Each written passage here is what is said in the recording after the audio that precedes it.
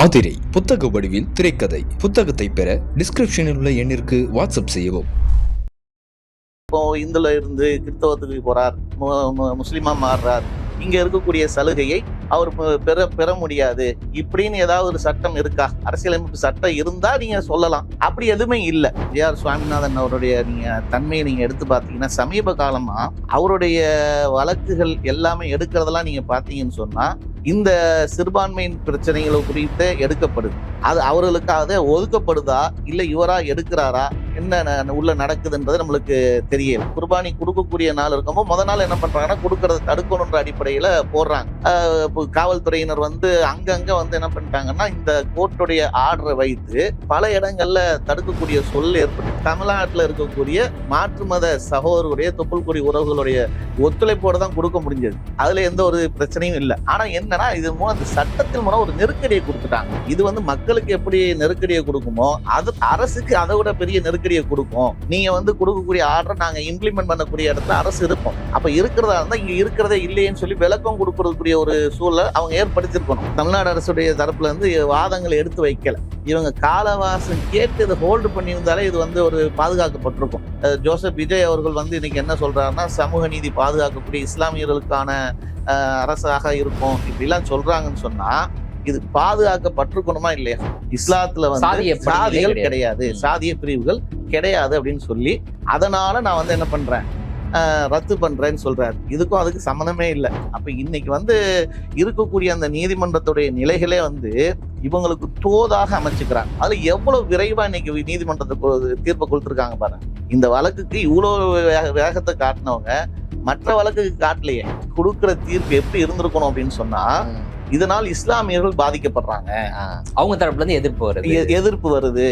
அதனால இது நான் என்ன பண்றேன், அவர் இஸ்லாமியராக மட்டும்தான் கருதப்படுவார், எந்த பிரிவுக்குள்ளேயும் நம்ம அவரை உள்ள சேர்க்க மாட்டோம், அவர் இஸ்லாமியரா இருந்துட்டு போட்டோம் இப்படின்னு அவர் சொல்லி என்ன பண்ணலாம், தீர்ப்பு வழங்கலாம். இஸ்லாமியர்கள் எதிர்ப்பு தெரிவித்தால் ஆனா தெரிவிக்கல. இஸ்லாமியர்கள் இதுவரைக்கும் தெரிவிக்கல. இஸ்லாமியர்கள் கொடுங்கன்றதுதான் மாற கோரிக்கை வைக்கிறோம். இஸ்லாமில் ஏற்றத்தாழ்வு கிடையாது.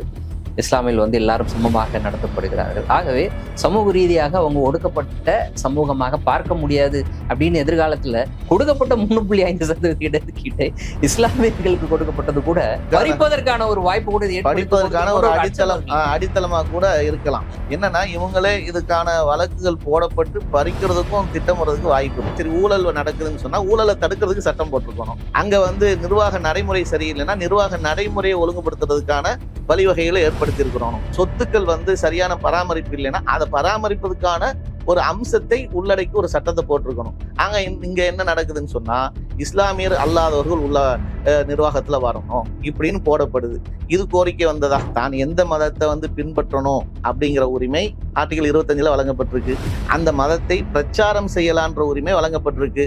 அந்த அடிப்படையில் தான் இன்னைக்கு ஜே.ஆர். சுவாமிநாதன் அவர்களை ஒரு நீதிபதியாக இருந்து கொண்டு வெளிப்படையாக தன்னுடைய மதத்தை சனாதன தர்மத்தை வெளிப்படையா பேசுறாரு. அந்த உரிமையின் அடிப்படையில் தானே பேசுறாரு. அதே ஒரு அப்துல்லான்னு ஒருத்தர் இருந்து அவர் பேசினாருன்னு சொன்னா அது மட்டும் குற்றமாக பார்க்கப்படுது. இதுதான் இங்க பாரபட்சமா இருக்கு. அரண்சை நண்பர்களுக்கு வணக்கம். அரண்சை ஊடகம் சுயேட்சையாக இயங்குவதற்காகவே உருவாக்கப்பட்டது. நாம் செய்கிற வேலை உண்மையிலேயே மக்களுக்காக செய்கிறோம் என்பதை நீங்கள் நம்பினால், வாய்ப்பு இருந்தால் இந்த ரேசர் பே கியூஆர் கோடுக்குள்ளே நீங்கள் அதை ஸ்கேன் பண்ணி எங்களுக்கு உங்களால் இயன்றதை விருப்பம் இருந்தால் ஆதரவு தெரிவிக்கலாம். வணக்கம், இது அரண்சை, நான் ஹசீஃப். இன்று நம்மோடு தமிழ்நாடு தௌஹீத் ஜமாத் அமைப்பினுடைய மாநில பொருளாளர் திரு காஞ்சி இப்ராஹிம் அவர்கள் இணைந்திருக்கின்றார். அவரை வரவேற்போம். வணக்கம். சென்னை உயர்நீதிமன்றம் ஒரு உத்தரவை பிறப்பித்திருக்கிறது. அதன்படி இஸ்லாமிற்கு மதம் மாறி வரக்கூடிய பிற மதத்தைச் சேர்ந்தவர்களுக்கு ஏற்கனவே இஸ்லாமியர்களுக்கு தமிழ்நாட்டில் வழங்கப்பட்டு வரக்கூடிய கல்வி வேலைவாய்ப்பில் வழங்கப்பட்டு வரக்கூடிய இந்த 3.5% உள்ஒதுக்கீட்டை அவர்கள் பெற முடியாது அப்படின்ற வகையில் இந்த தீர்ப்பு அமைந்திருக்கிறது. அவர்களுக்கு ஏற்கனவே வழங்கப்பட்டு வந்த அந்த 3.5% இடஒதுக்கீட்டை உறுதி செய்யக்கூடிய வகையில 2024ஆம் ஆண்டு கடந்த திமுக அரசில் பிறப்பிக்கப்பட்ட அரசாணையை இந்த நீதிமன்றம் ரத்து செய்திருக்கிறது.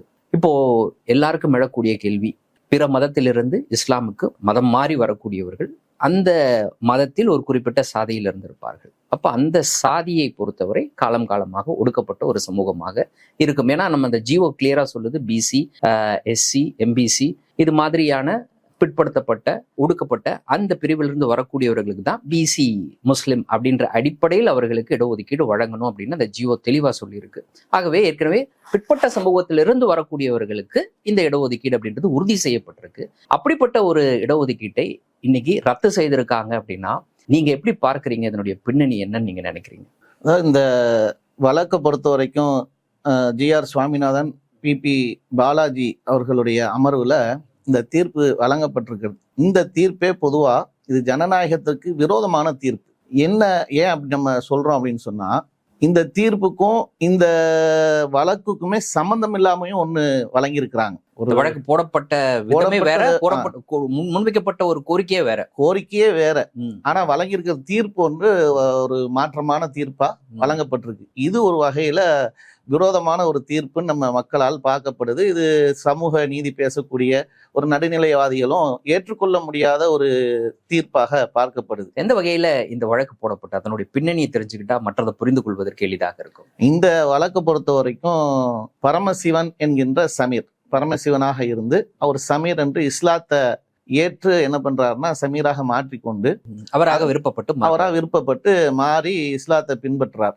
பின்பற்றின பிறகு இவருக்கு அரசு வேலை வாய்ப்புகள்ல வேலை செய்யறதுக்கான ஒரு நிலையில உருவாகும் போது இவருக்கு அந்த சான்றிதழ் தேவைப்படுது. கம்யூனிட்டி சர்டிஃபிகேட், ஜாதி சான்றிதழ் தேவைப்படுது. இப்ப இவர் இஸ்லாத்தை ஏற்று வந்ததுனால அவர் இஸ்லாத்துடைய அந்த அடிப்படையில உள்ள ஒரு கம்யூனிட்டி சர்டிஃபிகேட் கேட்கிறார். ஏற்கனவே அவர் என்ன சமூகத்திலிருந்து வந்தவர்? அவர் முந்தைய சமூகத்தின் அடிப்படையில அவரு எப்படி ஒரு இடஒதுக்கீடு பிரிவுல உள்ளவர் தான். அவர் ஒரு பிற்படுத்தப்பட்ட சமூகத்தில இருந்து வந்தவர் தான். அவரு ஏற்கனவே இருந்த அந்த சமூகத்திலையும் அவருக்கு இடஒதுக்கீடு இருக்கு. அவருக்கு இடஒதுக்கீடு இருக்கு. அதன் பிறகு இங்க இஸ்லாத்தை ஏற்றவர் வராருன்னு சொன்னா, வந்த பிறகு இங்க இருக்கக்கூடிய இடஒதுக்கீட்டை தான் அவர் என்ன பண்றாரு, பெறணும் அப்படின்றதுக்காகத்தான் பிசி முஸ்லிம் சர்டிஃபிகேட் கேட்கிறார். அவர் கேட்கிற அந்த வழக்கே அங்க டிஎன்பிஎஸ்சில வேலை உறுதி செய்யப்படுது, அது நிராகரிக்கப்படுது. அவருக்கான அந்த வேலை அரசு வேலை கிடைத்து அவர் மதம் மாறியதால் நிராகரிக்கப்படுது. எதன் அடிப்படையில நிராகரிக்கிறாங்க? என்ன சொல்லி நிராகரிக்கக்கூடிய விஷயமே என்ன அப்படின்னு சொன்னா, நீங்க இஸ்லாத்துல அதாவது இஸ்லாமியரா மாறிட்டீங்க, அதனால உங்களுக்கு இந்த சலுகை வழங்கப்படாது. இஸ்லாமியருக்கு உண்டான அந்த இடஒதுக்கீடு 3% இடஒதுக்கீடு வழங்க முடியாது, அந்த பிரிவுக்குள்ள நீங்க வர முடியாது அப்படின்னு சொல்றாங்க. அப்ப அவர் பழைய பிரிவுல கேட்டாரா? பழைய பிரிவுல நம்ம அவர் கேட்கறதுக்கு அந்த முகாந்திரம் ஆல்ரெடி இல்ல. அப்ப அதை கொடுக்க மாட்டாங்க. இருக்கிறதுலயே அதுலயே அவங்களுக்கு அதிகமான சலுகைகள் இருக்கு. யதார்த்தமா அவங்களுக்கு அந்த பிரிவிலே பாத்தீங்கன்னா இதை விட கூடுதலான சதவீதம் இடஒதுக்கீடு இருக்கு அவங்களுக்கு. அதை விட குறைந்த சதவீதத்தை தான் கேட்கிறாங்க. இங்க இருக்கிறது 3% தான் உள் ஒதுக்கீடு தான் இருக்குங்க இஸ்லாமியர்களுக்கு. அப்ப அந்த வகையில இதை பெறுவதற்காக என்ன பண்றாங்கன்னு சொன்னா, சான்றிதழ் வேணும், கம்யூனிட்டி சான்றிதழ் கண்டிப்பா வேணும். அதை அப்ளை பண்ணும்போது அங்க இருக்கக்கூடிய தாசில்தார் இதை கொடுக்க மறுக்கிறாங்க. அப்ப குறுக்க மறுத்த உடனே இத சான்றிதழ் கேட்டுதான் வழக்கு தொடுக்கப்படுது. எனக்கு ஜாதி சான்றிதழ் மதம் மாறிட்டேன், பழைய மதத்தின் அடிப்படையில நான் இடஒதுக்கீட்டை பெற முடியாது, புதிய மதத்தின் அடிப்படையில எனக்கு இடஒதுக்கீடு கொடுக்கறதுக்கான சான்றிதழ் கொடுங்க இப்படின்னு கேக்குறாங்க. இதுதான் அந்த வழக்குடைய தன்மை. அப்ப இந்த வழக்குடைய தன்மையில கேட்கும் போது இப்போ கோர்ட்ல வழக்கு வருதுன்னு சொன்னா, ஒண்ணு என்ன செஞ்சிருக்கணும்னு சொன்னா, உங்களுக்கு ஜாதி சான்றிதழ் கொடுக்க முடியாது, இந்த சட்டத்தின் அடிப்படையில கொடுக்க முடியாது, இந்த சட்டத்தின் அடிப்படையில நீங்க இதுக்கு உரிமை கோர முடியாது. இப்ப நீதிமன்றத்துல பேசுறதா இருந்தா சட்டத்தின் அடிப்படையில் தான் அங்க பேசணும், எல்லாமே அப்படிதான் பேசணும். அப்போ அவருக்கு மறுக்கிறதாக இருந்தால் நீங்க சான்றிதழ் இந்த சட்டத்தின் அடிப்படையில் உங்களுக்கு கொடுக்க இயலாதுன்னு மறுக்கலாம். அந்த சட்டத்தை சுட்டி காட்டணும். இந்த சட்டத்தின் அடிப்படையில் நீங்க உரிமை கோர முடியாதுன்னு அவரு மறுக்கலாம். இதுதான் அங்க நடக்கக்கூடிய ஒரு நிகழ்வாக. ஒரு கேள்வி, சட்டத்தின் அடிப்படையில் சுட்டி காட்டி அவரை மறுப்பதற்கான முகாந்திரம் இருக்கா? சட்டம் அப்படி சொல்லுதா? அப்படி சொல்லவே இல்லை. ஏன் சொல்லல அப்படின்னு சொன்னா, இதற்கு இந்த மாதிரியான உரிமை அவங்களுக்கு ஜனநாயக நாட்டுல ஆர்டிகல் 25 கொடுக்குது. ஒரு மனிதன் எந்த தன்னுடைய விரும்பிய மதத்தை பின்பற்றுவதற்கு அவர்களுக்கு அந்த உரிமை வழங்கப்படுகிறது, உரிமை இருக்கு. அப்ப அந்த அடிப்படையில் தான் அவர் இஸ்லாத்தை ஏற்று வராரு. அப்படி வரும்போது அதே சட்டத்துல எந்த மதத்தை பின்பற்றலாம், அவர் தான் விரும்பிய மதத்தை பின்பற்றலான்னு இருக்கக்கூடியதுல அங்க இருந்தால் அதனுடைய உரிமை பறிக்கப்படும் எந்த ஒரு சட்டத்திலையும் இல்ல. இந்திய அரசியலமைப்பு சட்டத்துல அவர் எந்த மதத்துக்கு இப்போ இந்துல இருந்து கிறிஸ்தவத்துக்கு போறார், முஸ்லிமா மாறுறார், இங்க இருக்கக்கூடிய சலுகையை அவர் பெற முடியாது இப்படின்னு ஏதாவது ஒரு சட்டம் இருக்கா? அரசியலமைப்பு சட்டம் இருந்தா நீங்க சொல்லலாம். அப்படி எதுவுமே இல்லை. அப்ப அப்படி இல்லாத போது எதை வைத்து ஒரு தீர்ப்பு அளிக்கிறாருன்னு சொன்னா எந்த ஒரு சட்டத்தின் அடிப்படையில் தீர்ப்பு அளிக்கல. சட்டம் அப்படி சொல்லல. சட்டம் தமிழ்நாடு அரசு சிறப்பான ஒரு ஜியோ ஒன்னு பாஸ் பண்ணிருக்காங்க. அது என்ன சொல்லுது அந்த ஜியோ? 2024 திமுக அரசு ஒரு ஜியோ பாஸ் பண்றாங்க. இது கூட ஒரு சாதாரண ஒரு நிலையில பாஸ் பண்ணது கிடையாது. இது இயக்கங்கள், ஜமாத்துகள், பல போராட்டங்கள் மத்தியிலையும், இது சட்ட போராட்டங்கள் மத்தியிலையும் இது மாதிரி இஸ்லாத்தை ஏற்று வரக்கூடியவர்கள் பல நேரங்கள்ல இது மாதிரி அரசு வேலை வாய்ப்புகள்ல பாதிக்கப்படும் போது இதற்காக வழக்கு தொடுக்கப்பட்டு இந்த சட்ட போராட்டத்தின் மூலமாகத்தான் இந்த மாதிரியான நிகழ்வு பாதிக்கப்படும் போது தமிழக அரசுல இயக்கங்கள் சார்பாக, ஜமாத்தின் சார்பாக கோரிக்கை வைத்து ஆர்ப்பாட்டம், போராட்டம், தீர்மானம் பல வகையில வைக்கப்பட்ட ஒரு நிலையில் தான் 2024 திமுகவில் இருக்கக்கூடிய ஸ்டாலின் தலைமையிலான அரசு இந்த ஜியோவை பாஸ் பண்றாங்க. ஜியோ என்ன சொல்லுது? ஜியோ என்ன சொல்லு அப்படின்னு சொன்னா, இது மாதிரி இஸ்லாத்தை,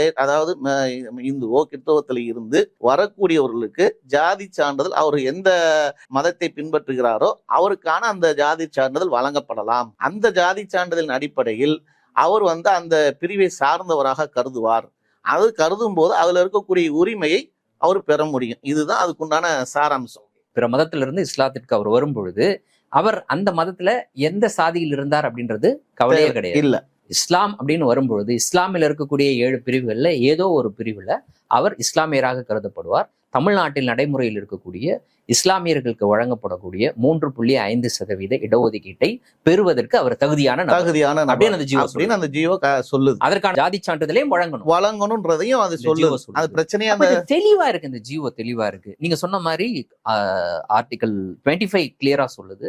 இந்த தமிழ்நாட்டு அரசினுடைய ஜியோ தெளிவா இருக்கு.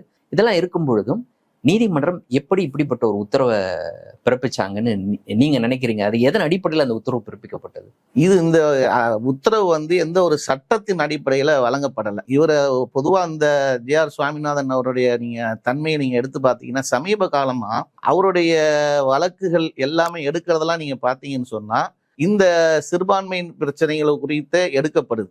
அது அவர்களுக்கு அதை ஒதுக்கப்படுதா இல்ல இவரா எடுக்கிறாரா என்ன உள்ள நடக்குதுன்றது நம்மளுக்கு தெரியல. ஆனா இவர்கிட்டயே பல பிரச்சனைகள் வருது.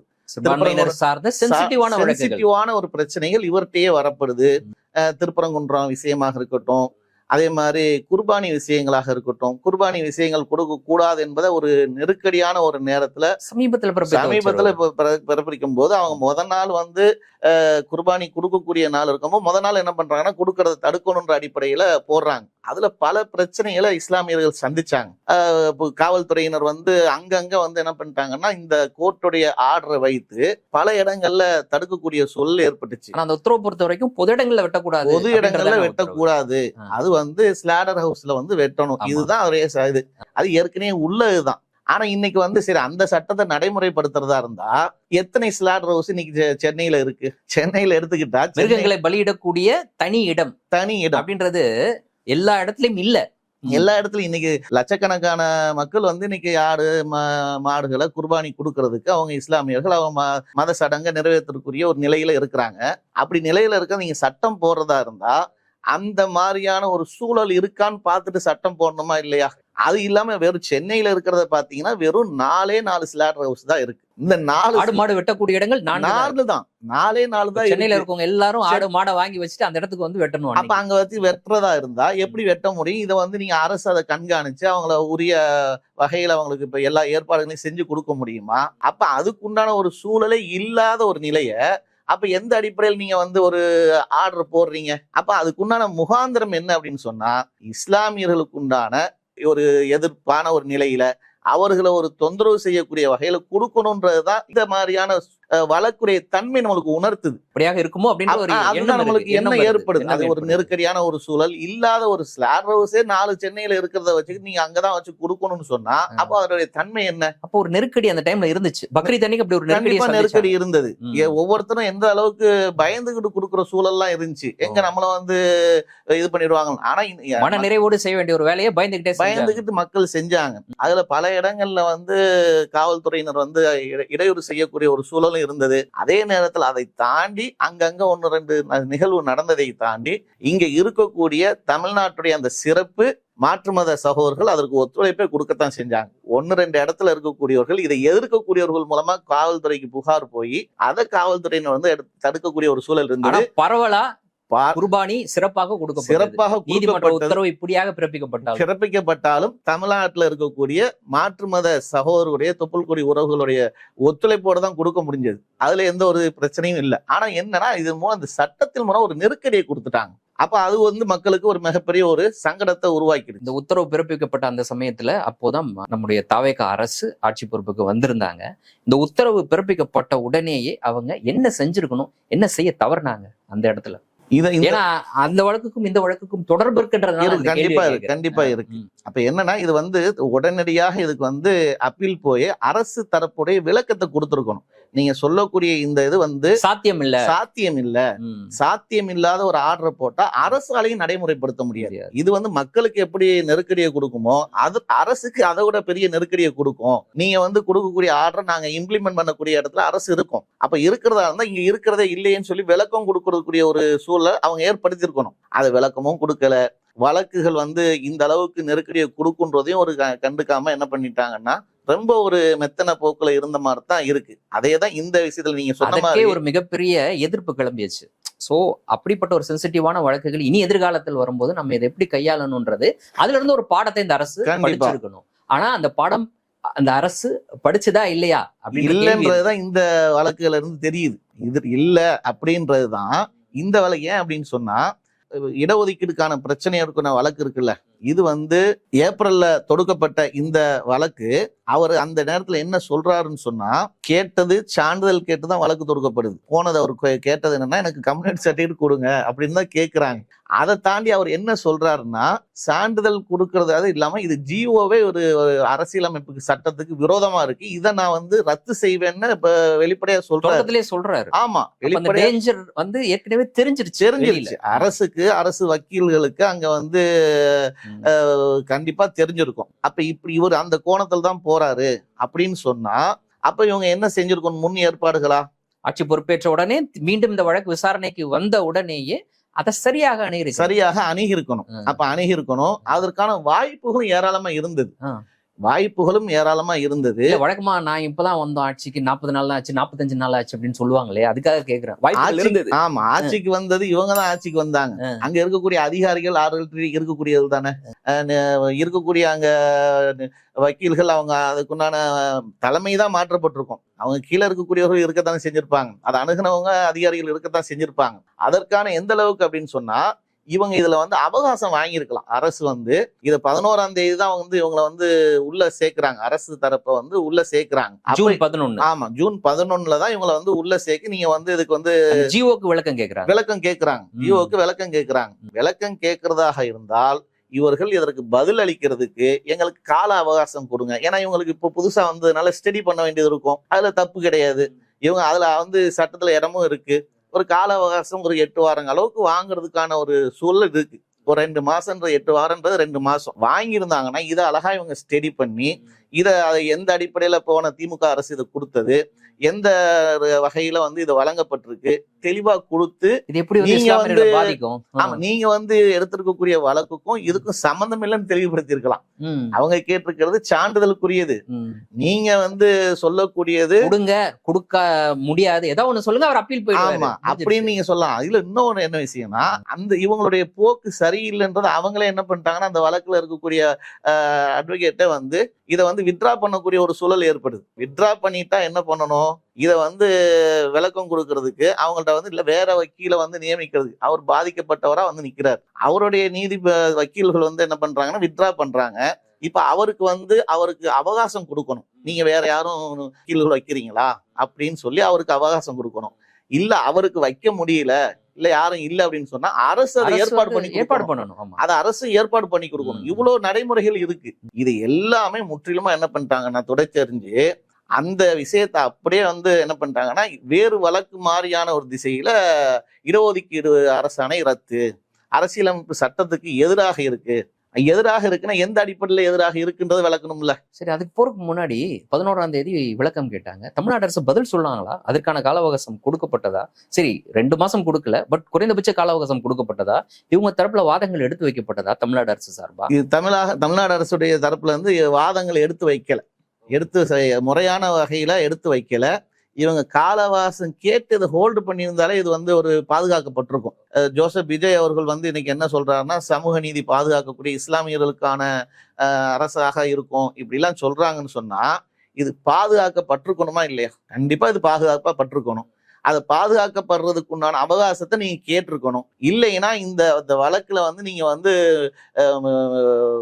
இதை திருப்பியே தடுத்திருக்கக்கூடிய அளவுக்கு ஏதாவது ஒரு இன்டர்வியூ பண்ணியிருக்கணும். அந்த எந்த ஒரு மூமெண்ட்டுமே பண்ணாத வகையில போய் ஆஜரானதோட அப்படியே அவங்க என்ன பண்ணிக்கிட்டாங்கன்னா நின்றுக்கிட்டாங்க. அதுக்குண்டான அடுத்தடுத்த கட்ட மூமெண்ட்டை ஒரு விரைவா, இது சிறுபான்மை நலத்துறை சார்ந்து உள்ள விஷயங்கள்ல யாருமே இதை என்ன பண்ணலன்னா எடுக்கல. சிறுபான்மை நலத்துறை அமைச்சர் இன்னைக்கு ஐயுஎம்எல்ல இருக்கிறாங்கன்னு சொன்னா அவங்களுக்கும் இது அதோடைய அதிகாரிகள் சொல்லத்தானே செஞ்சிருப்பாங்க. நிச்சயமா செஞ்சிருந்தாங்கன்னு சொன்னா இது எவ்வளவு பெரிய ஒரு இஷ்யூவா இருக்கு, எவ்வளவு பெரிய அவங்களும் கவனிக்கல, அவங்களும் அதை என்ன பண்ணல, கவனிக்காத ஒரு சூழலாகத்தான் இன்னைக்கு இது ஒரு பெரிய அளவுக்கு ஒரு பறிபோன நிலையாக. அமைச்சர் ஷாஜகானுக்கு தெரிஞ்சதா தெரியலையா அப்படின்ற ஒரு கேள்வி. அவர் விளக்கம் கொடுக்க அவர் தான் இன்னைக்கு என்ன பண்ணணும்னா விளக்கம் கொடுக்கணும். இல்ல இது எங்களுடைய கவனக்குறைவுல ஏற்பட்டிருக்கு, இல்ல நாங்க இந்த மூமெண்ட்டை நாங்க செஞ்சோம், இந்த மூமெண்ட்டை செஞ்ச பிறகும் அதை மீறி இது தீர்ப்பு வழங்கப்பட்டிருக்கு, விளக்கம் கொடுக்க கடமைப்பட்டிருக்காங்க. ஆனா இன்னைக்கு வரைக்கும் தமிழ்நாடு அரசு சார்பா எந்த நடந்த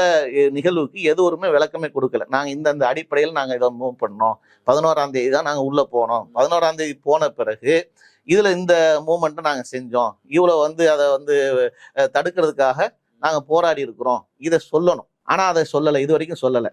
அதே சிறுபான்மை நலத்துறை அமைச்சர் அவங்கள சார்பா இதை சொல்லியிருக்கணும்.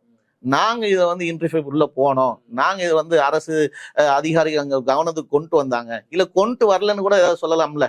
என்ன நடந்துச்சோ அதையாவது சொல்லலாம். ஆனா இன்னைக்கு என்னன்னா, நிர்மல்குமார் அவர்கள் சட்டத்துறை அமைச்சர் இது மேல்முறையீடு செய்யப்படும் அப்படின்ற ஒரு வார்த்தையை தவிர்த்து வேற ஒண்ணுமே இங்க பதில் அளிக்கப்படாம இருக்கிறாங்க. அப்ப இது மிகப்பெரிய அளவுக்கு இப்ப இந்த இடஒதுக்கீட்டை ரத்து செஞ்சிருக்காங்கல்ல, இந்த ரத்து செய்ததே மிகப்பெரிய ஒரு ஜனநாயக விரோதமா தான் பண்ணியிருக்கிறாங்க. ஏன்னா அந்த வழக்கு தொடரப்பட்டதற்கான காரணமே வேற, கேட்கப்பட்ட நிவாரணமே வேற. அப்ப அப்படி இருக்கும்போது இதன் அடிப்படையில் அந்த ஜிஓ ரத்து செய்யறாரு, என்ன சொல்றாரு நீதிபதிகள் என்ன சொல்றாங்க? அதாவது இந்த ஜிஓ பாஸ் பண்ணதே ஜனநாயகத்துக்கு விரோதமானது. அதுல என்ன சொல்றாங்கன்னா, அவர் சொல்லக்கூடியது இஸ்லாத்துல பிரிவுகள் கிடையாது, இஸ்லாத்துல சாதிகள் கிடையாது, சாதிய பிரிவுகள் கிடையாது அப்படின்னு சொல்லி, அதனால நான் என்ன பண்றேன், ரத்து பண்றேன்னு சொல்றாரு. இதுக்கும் அதுக்கு சம்மந்தமே இல்லை. சம்மந்தம் இல்லாம ஒரு விளக்கத்தை கொடுக்குறாங்க. அதுல இஸ்லாம் ஆதம் ஹவ்வால இருந்து வரப்பட்ட ஒரு மனிதர்ல இருந்து பிறக்கப்பட்டது, அவர்கள்ட்ட எல்லாம் ஒரு மனிதர்கள்ட்ட அதனால பிரிவுகள் எதுவும் இல்லை.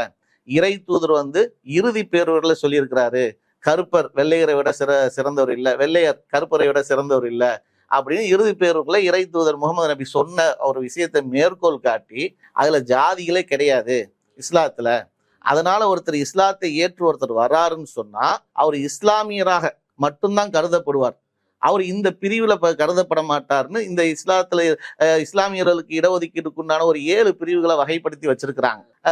மரைக்காரு, லப்பை, தக்னி இப்படின்னு ஒரு பல பிரிவுகளை உருவாக்கி வச்சிருக்கிறாங்க. இந்த பிரிவுல உள்ள வரமாட்டாரு இப்படின்லாம் என்ன பண்றாங்கன்னா ஒரு விஷயங்களை அவர் மேற்கோள் காட்டி சொல்றாரு. அப்படி சொன்னா இஸ்லாமிய எங்களுக்கு அந்த பிரிவு இல்லைன்னு தான் நாமளும் சொல்றோம். இன்னைக்கு யார்கிட்டையுமே இன்னைக்கு இருக்கக்கூடிய உதாரணத்துக்கு ஜென்சின்னு சொல்றாங்கல்ல, அந்த பிள்ளைகள்கிட்ட போய் நீங்க என்ன பிரிவு ஜாதி, இஸ்லாமியர்ல எந்த ஜாதியில இருக்கிறீங்கன்னு கேளுங்க, அப்படின்னா எங்களுக்கு ஒண்ணுமே தெரியாதுன்னு வாங்க. அப்படிப்பட்ட ஒண்ணும் அது இருக்கு, அரசு ஒதுக்கி வச்சிருக்காங்க. அன்னைக்கு ஒரு காலத்துல ஒரு வியாபாரம், ஒரு தொழில் சார்ந்து இருந்தவங்கள ஒரு அடையாள தொழில் சார்ந்து இடம் சார்ந்த அடையாளத்திற்காக தவிர அதை தாண்டி மற்றபடி எந்த பிரிவும் கிடையாது, இஸ்லாம்ல கிடையாது. ஓகே, இதான் அவர் சாதகமா எடுத்துக்கிறார். இதை சாதகமா எடுத்து இதை கூட நீங்க அந்த பிரிவுகளே நீங்க ரத்து பண்ணுங்க, எங்களுக்கு கவலை இல்லை. இன்னொன்னு இவர் இந்த மாதிரி தீர்ப்பு கொடுக்கறதுக்கு இந்த இடஒதுக்கீட்டை தீர்ப்பு கொடுக்கிறதுக்கு இஸ்லாமியர்கள் எதிர்ப்பு தெரிவித்தா கொடுக்கலாம். ஏன்னா இஸ்லாத்தை ஏற்று வரவங்களுக்குலாம் நாங்க எங்களுக்கு இருக்கக்கூடிய 3% பிரிச்சு கொடுத்துட்டா புதுசா வர்றவங்களுக்கு எதுக்கு? புதுசா கொடுத்துட்டா நாங்க என்ன பண்ணுவோம்னு ஒண்ணு கொடுக்கிற தீர்ப்பு எப்படி இருந்திருக்கணும் அப்படின்னு சொன்னா,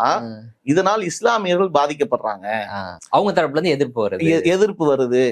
அதனால இதை வந்து நான் என்ன பண்றேன், அவரு இஸ்லாமியராக மட்டும்தான் கருதப்படுவார், எந்த பிரிவுக்குள்ளேயும் நம்ம வந்து அவரை வந்து உள்ள சேர்க்க மாட்டோம், அவர் வந்து இஸ்லாமியரா இருந்துட்டு போட்டோம் இப்படின்னு அவர் சொல்லி என்ன பண்ணலாம், தீர்ப்பு வழங்கலாம். இஸ்லாமியர்கள் எதிர்ப்பு தெரிவித்தால் ஆனா தெரிவிக்கல. இஸ்லாமியர்கள் இதுவரைக்கும் தெரிவிக்கல. இஸ்லாமியர்கள் கொடுங்கன்றதுதான் மாறா கோரிக்கை வைக்கிறோம். இஸ்லாமியர்கள் தான் போராட்டமே நம்ம என்ன பண்றோம், முன்னெடுத்து அவங்களுக்கு வந்து வழங்கணும். அது இது அரசியலமைப்பு சட்டத்துல ஒவ்வொரு இந்திய குடிமகனுக்கும் அவங்களுக்கு வழங்கக்கூடிய உரிமை. அது அந்த உரிமை ஒருத்தன் இஸ்லாத்தை ஏற்றுக்கொண்டான்றதுக்காக நீ மறுக்கிறதே கூடாதுன்றத நம்ம அந்த அடிப்படையில பார்த்தா கூட அவர் சொல்வதுல பாதி உண்மை இருக்குது. ஆமாம், இஸ்லாத்தில் சாதி கிடையாது, ஏற்றத்தாழ்வு கிடையாது. ஆனா அவர் காலம் காலமாக ஒரு ஒரு ஒரு சாதியில இருந்திருக்கிறார். சமூக ரீதியாக அந்த சாதி காலம் காலமாக ஒடுக்கப்பட்டிருக்கு. அதே சமூக பின்னணியில தான் இதுக்குள்ள வர்றாரு. அப்போ அதற்கு கொடுக்க வேண்டிய எல்லா உரிமைகளும், அதற்கு பெற வேண்டிய எல்லா உரிமைகளும் அவர் பெறுவதற்கு தகுதியான நபர். கண்டிப்பா தகுதியான. இதை கருத்துல எடுத்துக்கல நீதிமன்றம், எடுக்கல. அதாவது இப்போ இஸ்லாத்தை ஒருத்தர் ஏத்துட்டாருன்னு சொன்னா அவர் எப்படி வந்து முன்னேறிய சமூகமா மாறுவாரு? உடனே மாறிடுவாரா? வாய்ப்பு இல்லை. அவர் பிற்படுத்தப்பட்ட ஒரு சமூகமா தான் இருந்து வராரு. வந்த பிறகு உடனே அவர் வந்து முன்னேறிய சமூகமா மாறுறதுக்கு எப்படி வாய்ப்பு இருக்கும்? கண்டிப்பா வாய்ப்பு இருக்காது. அப்ப அப்படி இருக்கும்போது அவரை வந்து நீங்க வந்து ஓப்பன் கேட்டகரியில போய் நீங்க வந்து போங்க, நீங்க இஸ்லாமியரதை மட்டும் கருதப்படுவீங்க அப்படின்னு சொன்னா இது எந்த வகையில ஒரு மனிதனுக்கு வழங்கக்கூடிய நீதியா இருக்கும்? இது வந்து வழங்கக்கூடிய நீதி இருக்கக்கூடியது இடஒதுக்கீடு என்பது எந்த அடிப்படையில இன்னைக்கு அரசியலமைப்பு சட்டம் நம்மளுக்கு வழங்கி இருக்கு அப்படின்னு சொன்னா, அவர்கள் கல்வியில பின்தங்கி இருக்கிறாங்க, பொருளாதாரத்துல பின்தங்கி இருக்கிறாங்க, வேலை வாய்ப்புல பின்தங்கி இருக்கிறாங்க. இந்த அடிப்படையில் தானே வழங்கப்பட்டிருக்கு. இந்த அடிப்படையில பொருளாதாரமும் இடையில் வந்ததுதான். ஆமா, இந்த அடிப்படையில வந்து வழங்கப்பட்டிருக்கு அப்படின்னு சொன்னா, அப்ப இவர் வந்து மாறிட்டா இவருடைய கல்வி அறிவு மாறிடுதா, இவருடைய பொருளாதாரம் மாறிடுதா, இவருடைய நிலை மாறிடுதா? மாறாத ஒன்றுக்கு அந்த உரிமை அவர் கொடுப்பது நியாயம் தானே? அப்ப அந்த நியாயத்தின் அடிப்படையில் தான் கேட்கிறாங்க. ஆனா இங்க வந்து சம்பந்தமே இல்லாம இங்க தீர்ப்பளிக்கக்கூடியதும் முரணா இருக்கிறது தான் ஒரு வேடிக்கையான ஒரு விஷயமா இருக்கு. இல்ல, இப்ப எனக்கு அடுத்தது எதை நோக்கி நகருமோ அப்படின்ற ஒரு அச்சம் கூட எனக்கு இருக்கு. இப்ப இந்த தீர்ப்புல நீங்க சுட்டி காட்டுறீங்களே, இதெல்லாம் விஷயம் சொல்லியிருக்காங்க அப்படின்ட்டு. இஸ்லாமில் வந்து ஏற்றத்தாழ்வு கிடையாது, இஸ்லாமில் வந்து எல்லாரும் சமமாக நடத்தப்படுகிறார்கள், ஆகவே சமூக ரீதியாக அவங்க ஒடுக்கப்பட்ட சமூகமாக பார்க்க முடியாது அப்படின்னு எதிர்காலத்துல கொடுக்கப்பட்ட 3.5% இடஒதுக்கீட்டை இஸ்லாமியர்களுக்கு கொடுக்கப்பட்டது கூட மீண்டும் வந்து பறிப்பதற்கான ஒரு வாய்ப்பு கூட, படிப்பதற்கான ஒரு அடித்தளமா கூட இருக்கலாம். இதே மாதிரியான ஒரு நிலையில நீதிமன்றங்கள்ல என்னன்னா இவங்களே இதுக்கான வழக்குகள் போடப்பட்டு பறிக்கிறதுக்கும் திட்டமிடுறதுக்கு வாய்ப்பு இருக்கு. இன்னைக்கு நீங்க இஸ்லாமியர்கள் சார்ந்து உள்ள சட்டங்கள் ஒவ்வொன்னா நீங்க வந்துச்சு பாத்தீங்களா, அது எல்லாமே நீங்க எடுத்து பாருங்க. முத்தலாக் தடை சட்டம் ஒரு இஸ்லாமிய பெண் மூலமாக போடப்பட்டு அதுல பாதிக்கப்படுறாங்க அப்படின்னு சொல்லி லட்சத்துல 1 கூட இருக்க வாய்ப்பு இல்லை, கோடிகள் 1 வேணா இருக்கும். அந்த முத்தலாக் தடை சட்டம்லாம் சொல்லக்கூடிய விஷயத்துல எடுத்துக்கிட்டா இன்னைக்கு யாரு இன்னைக்கு வந்து அந்த நடைமுறையில இருக்கிறான்னு சொன்னா யாருமே இஸ்லாமியர்கள் கிடையாது. ஆனா என்னன்னா ஒரு இஸ்லாமிய பெண்ணை போட வச்சு அதன் மூலமா ஒரு சட்டத்தை பாதிக்கப்படுறாங்க, விடுதலை வாங்கி கொடுத்துட்டோம். எவ்வளவு பெரிய பாதிப்பு படுறாங்க பாருங்க. உடனே தலாக்னு சொல்லிட்டு போயிடுறாங்க. இது வந்து மிகப்பெரிய அநீதி. அப்படி எத்தனை வழக்குகள் வழங்க போட்டிருக்கு. 1-2 அந்த மாதிரி யாராவது சொல்லக்கூடிய அறியாமையில சொல்றதுதான். அது நம்மளே இன்னைக்கு ஜமாத்துகள் எதிர்த்து பிரச்சாரம் பண்ணிக்கிட்டு இருக்கோம். அதை ஸ்ட்ராங்கா நாங்களே வந்து எதிர்த்து பிரச்சாரம் பண்றோம். இஸ்லாம் கொடுக்கக்கூடிய வழிமுறையை பின்பற்றி நீங்க வந்து தலாக் கொடுங்க, அது இருக்கத்தான் செய்ய, தலாக்குடைய சட்டம் இருக்கு, அதை முறைப்படி கொடுங்க. நம்ம இன்னைக்கு மக்களை வந்து பிரச்சாரமா செஞ்சுக்கிட்டு இருக்கிறோம். ஆனா அதை வந்து பெண்களை வச்சு ஒரு போடப்பட்ட வழக்காக அது ஒரு சட்டத்தை கொண்டு வந்தாங்க. வக்ஃபு திருத்த சட்டம் அதுவும் எப்படி போடப்பட்டுச்சுன்னா, அது ஒரு சாரார் அவங்களுடைய ஆளை போட வச்சு வக்ஃபுல பார்த்தா ஊழல்கள் நடக்குது, வக்ஃபுல வந்து பல பிரச்சனைகள் இருக்கு, இந்த சட்டத்தை ஒழுங்குபடுத்தணும். பாத்தீங்களா எவ்வளவு வழக்குகள் வருது பாருங்க. அப்ப இதன வழக்குகள் வர்றதுக்கான காரணம் என்ன? அந்த வக்ஃபுடைய அமைப்புகள் சரியில்லாம இருக்கு, சட்டங்கள் சரியில்லாம இருக்கு. அப்படி வந்த வழக்கே அதுக்கு மாற்றமா தான் வக்ஃப் தீர்ப்பு சட்டமே ஏற்றுனாங்க. அவங்க வந்து இப்ப போடப்பட்டது சரி, ஊழல் நடக்குதுன்னு சொன்னா ஊழலை தடுக்கிறதுக்கு சட்டம் போட்டிருக்கணும். அங்க வந்து நிர்வாக நடைமுறை சரியில்லைன்னா நிர்வாக நடைமுறையை ஒழுங்குபடுத்துறதுக்கான வழிவகைகளை ஏற்படுத்தி இருக்கிறோம். சொத்துக்கள் வந்து சரியான பராமரிப்பு இல்லைன்னா அதை பராமரிப்பதற்கான ஒரு அம்சத்தை உள்ளடக்கி ஒரு சட்டத்தை போட்டிருக்கணும். அங்க இங்க என்ன நடக்குதுன்னு சொன்னா, இஸ்லாமியர் அல்லாதவர்கள் உள்ள நிர்வாகத்துல வரணும் இப்படின்னு போடப்படுது. இது கோரிக்கை வந்ததா? வழக்குக்கும் அதுக்கு சம்பந்தமே இல்ல. அப்ப இவங்க என்னன்னா ஒரு வழக்க போட வச்சு அவங்களுக்கு என்ன நினைக்கிறாங்களோ அதை நடைமுறைப்படுத்துறதுக்கு அவங்க ஆயத்தம் ஆவாங்க, அதை சட்டமாக்க ஆக்குவாங்க. வக்ஃப் சொத்துக்களை அரசு எடுத்துக்கொள்வதற்கு வாய்ப்பளிக்க பல்வேறு திருத்தங்கள் கொண்டு இப்படி இது மாதிரி அவங்க திட்டமிடுறதுக்கு வாய்ப்பு இருக்கானா நிச்சயமா நீங்க சொல்ற மாதிரி அந்த அச்சமும் இருக்கத்தான் செய்யுது. 3.5% இடஒதுக்கீட்டிற்கு இன்னைக்கு ஆபத்து ஏற்படக்கூடிய இந்த தீர்ப்பை நம்ம பார்க்க முடியுது. அப்ப இதுல அரசு, தமிழக அரசு இது விழிப்போடு செயல்படணும். இதுல விழிப்போடு தமிழக அரசு இப்ப இந்த மேல்முறையீடு செய்வோம் அப்படின்னு சொல்லி வந்திருக்கிறாங்க. இந்த மேல்முறையீடு செய்யக்கூடிய நிலை கூட இன்னைக்கு நீதித்துறையில இருக்கக்கூடிய அதுல இருக்கக்கூடிய ஒரு சமூக ஆர்வலர்கள் சொல்லக்கூடியதெல்லாம் நம்ம பார்க்கும்போது அதுல எந்த அளவுக்குன்னா நீங்க உச்ச நீதிமன்றத்துக்கு இது போகக்கூடாது. ஏன்னா இதுல 2 பேர் பெஞ்சு இங்க வந்திருக்கு. பாலாஜின்ற அமர்வுல கொடுத்திருக்கு. இதை விட லார்ஜ் பெஞ்சாக இருக்கக்கூடிய 3 பேர் கொண்ட அமர்வுக்கு தான் நீங்க அதை போகணும். ஏன்னா இந்த 2 பேர் பெஞ்சு கொடுத்ததே அது ஜனநாயகத்துக்கு விரோதமானதுதான். ஏன் நம்ம ஆரம்பத்திலேயே அந்த ஜனநாயகத்துக்கு விரோதமானது, சட்டத்துக்கு புறமானதுன்னு நம்ம சொல்றோம், ஆணித்தரமா சொல்றோம்னு சொன்னா, இதற்கு முன்பாகவே இந்த 2024 ஜிஓவில் சொல்லக்கூடிய இருக்கிறத ஏற்கனவே 2 பேரை கொண்ட அமர்வு இதை அங்கீகரிச்சிருக்கு, உறுதி செஞ்சிருக்காங்க. இது கரெக்ட் தான். எதிராக போடப்பட்ட வழக்குல சரிதான் சொல்லி உறுதி செஞ்சிருக்கிறாங்க. இப்ப உறுதி செஞ்சதை சரியில்லை, இது சட்டத்துக்கு புறமா இருக்கு அப்படின்னு சொல்லி மாற்றுறதுதான் யார்கிட்ட போகணும்? லார்ஜர் பெஞ்சுக்கு தான் போகணும். அப்ப லார்ஜர் பெஞ்சுக்கு போகாம இங்க செஞ்சது ரத்து செஞ்சிருக்கிறது யாருன்னு சொன்னா மீண்டும் ஒரு இரண்டு நீதிபதிகள் அமர்வுல இப்ப அதை கொண்டு வந்திருக்கிறாங்க. இப்ப இதுவும் பாத்தீங்கன்னா ஒரு நீதிமன்ற நடைமுறைக்கு மாற்றமானது. இதையே அப்பீல் போய் உடனே இதை கொண்டு வந்துடலாம் தமிழக அரசு. இதை வைத்து அடுத்த 3 பேர் கொண்ட பெஞ்ச்ல போய் உடனடியாக அப்பீல் செய்து இந்த ரத்தையே நீங்க நிராகரிக்கலாம் அப்படின்ற அடிப்படையில இன்னைக்கு நீதித்துறையில இருக்கக்கூடிய வல்லுநர்கள் சொல்றாங்க. ஓகே, அப்ப தீவிரமா சிந்தித்து கன்சல்ட் பண்ணி உரிய ஆலோசனைகளை பெற்று உடனடியாக செயல்பட வேண்டிய தேவை இருக்கு.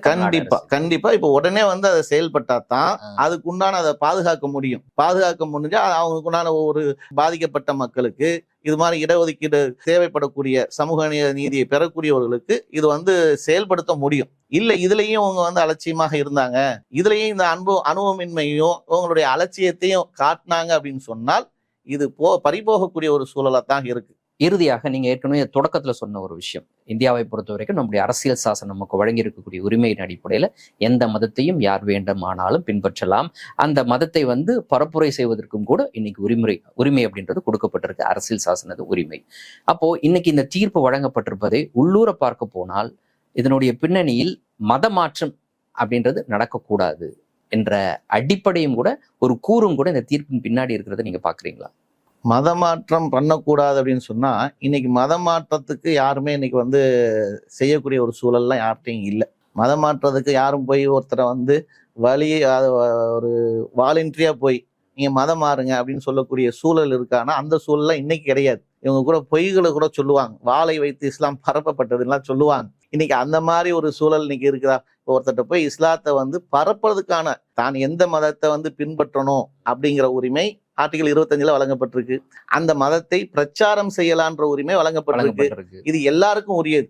இது இஸ்லாமியர்கள் எப்படி தன்னுடைய மதத்தை பிரச்சாரம் பண்ணலாமோ அதே மாதிரி கிறிஸ்தவர்கள் பண்ணலாம், அதே மாதிரி இந்துக்கள் பண்ணலாம், சீக்கியர்கள் பண்ணலாம், பௌத்தர்கள் பண்ணலாம். எல்லா மதத்தினரும் அவருடைய மதத்தை பிரச்சாரம் பண்ணலாம், பண்ணிக்கிட்டு தான் இருக்கிறாங்க.